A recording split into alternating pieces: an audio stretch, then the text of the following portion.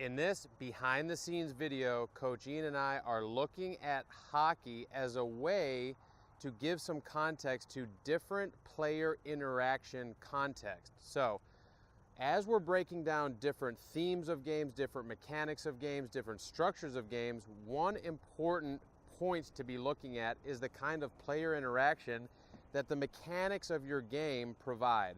So in our education seminars, we talk a lot about the dynamics of games. That certainly falls under this category. So what I want to do is break down hockey in terms of different rule sets that lend itself to different player interaction styles.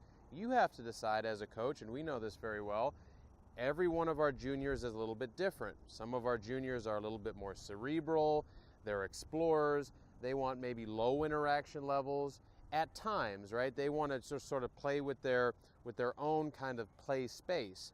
You have other juniors that are hyper collaborative. They want to be in a social environment as much as possible. They want to be jumping around. Some of our younger players, definitely a social mechanic is needed. Okay, so let's look at hockey from all the different ways we've shown it to you and then get a sense of how we've basically designed these play spaces with interaction in mind. Okay, so version number one could be hockey one player. Now, even hockey one player could be considered with a couple different win conditions. So if you remember hockey one player, you're not going to have a partner, you're going to have a golf ball, right? So you're going to say, well, I think I could hit a golf ball out that far. And then player two, in this context, would try to hit the ball to its own pass. That's a version of hockey. It's a similar mechanic, and you're playing against your personal best. You could also say that's against the class best, or the individual in the class that had the best, and you only find out at the end of the game. That's a different way of layering the same mechanic. Imperfect information versus perfect. And what I mean by that is you don't know what the best player in class has, so you're trying to think about who's in the class, so there's a psychological element even within that state of play. Okay, let's talk about classic two-player edition hockey and the different ways you could do this. So we could have Coach Ian and myself go ahead and just be thinking about, all right, this is about how many passes it takes us to get a certain distance.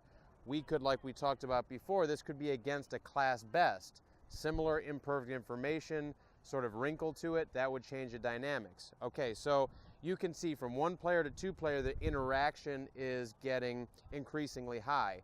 How would we rev up the interaction point? Well, what if this was 2v2? Okay, so 2v2, you've got another team that you're potentially racing against, right? So there's two interaction modes here. If they're just playing while you're playing and you're not playing against each other, it's just this much more interactive. You're just in a communal space. But if it's a race, how does that change the texture of the game? Where they are on the course of play is dictating what we're doing, so they directly influence our actions. If that is something that you want that back and forth, more dense type social fabric, you can get it just by doing that.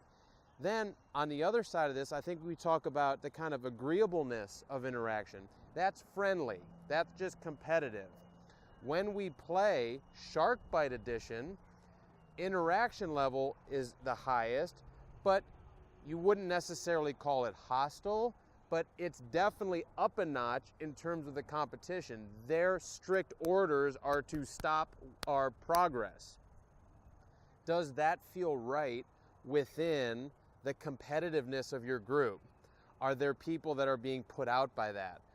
Or are they invigorated by this idea that, you know what, this is all good and fun, this is part of game-based learning? You need to decipher that as a coach. So that's hockey 8, 9, 10 different ways, strictly categorized by the interactive nature of each different mode. So review this video, take a look at all the different versions of hockey, and let this be the lens that you use when you're building out interaction points within games.